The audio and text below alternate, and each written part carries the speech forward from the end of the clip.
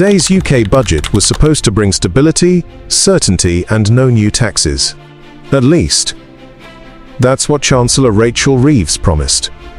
But after weeks of leaks, rumours, panic in the markets, and one extremely awkward OBR slip-up, we now know this budget quietly delivers one of the biggest tax grabs in decades. Let's break down what actually happened, simply, clearly, and without the political spin. 1. Why taxes went up even after Reeves promised they wouldn't. Last year's budget brought the biggest tax rise since 1993, about £54 billion. Reeves promised she wouldn't come back for more taxes or more borrowing. But here we are. Why? Because of something called Headroom, the financial wiggle room between the government's rules and the money coming in. Reeves had almost no headroom. And heading into this budget, things only got worse. Growth forecasts were being downgraded, revenues were falling. Inflation complicated everything. Fiscal drag delivered unexpected tax income. The OBR later revealed, Headroom was expected to fall from £10 billion, right pointing arrow £4 billion. But after Reeves' tax changes, it shot up to £22 billion. In short, she found money by raising taxes, not by growing the economy. 2. The budget leaks more damaging than the budget itself. For weeks, almost every major tax idea leaked from inside government. ISA reforms, property taxes, dividend hikes, salary sacrifice caps, council tax surcharges. The rumors were endless, and uncertainty is the enemy of economic stability. People held off buying homes. Businesses paused hiring and investment. Financial markets panicked. This was the opposite of stability. Some analysts believed the leaks were intentional, aimed at calming the bond market, which now reacts instantly to government spending plans. Because the UK carries nearly £3 trillion of debt, even small moves in bond yields can cost the country billions. So instead of surprising the public, the government tried to reassure bond investors. 3.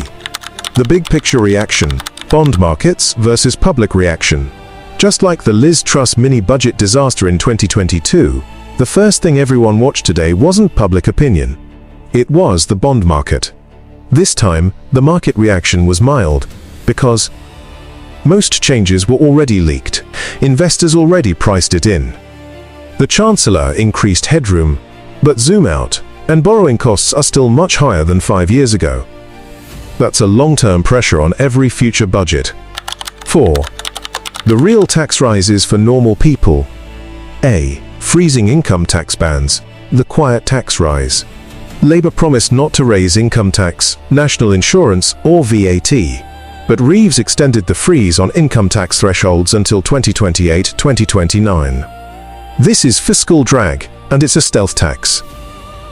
It will push 780,000 more people into basic rate tax, push 920,000 into higher rate, push 4,000 into the additional rate, raise £8 billion, add nearly £1 266 extra tax per working adult by 2030. Even pensioners will get dragged into paying tax, as the state pension rises faster than the tax-free allowance. B. Landlord tax hike, a 2% extra income tax band on rental income starting April 2027. This mostly hits accidental landlords, not large property companies. C. Higher dividend taxes, another 2% on dividend tax from 2026. Every £10,000 in dividends equals £200 extra tax. Hurts small business owners, investors, and company directors. D.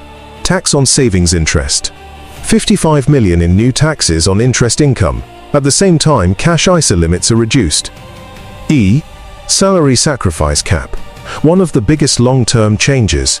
This will raise £2.5 billion and reduces the incentive to contribute to pensions. Workers will pay more NI and lose one of the best tools to avoid fiscal drag. F. Mansion tax. Via council tax surcharge. Homes over £2 million get a new annual charge. £2 million home.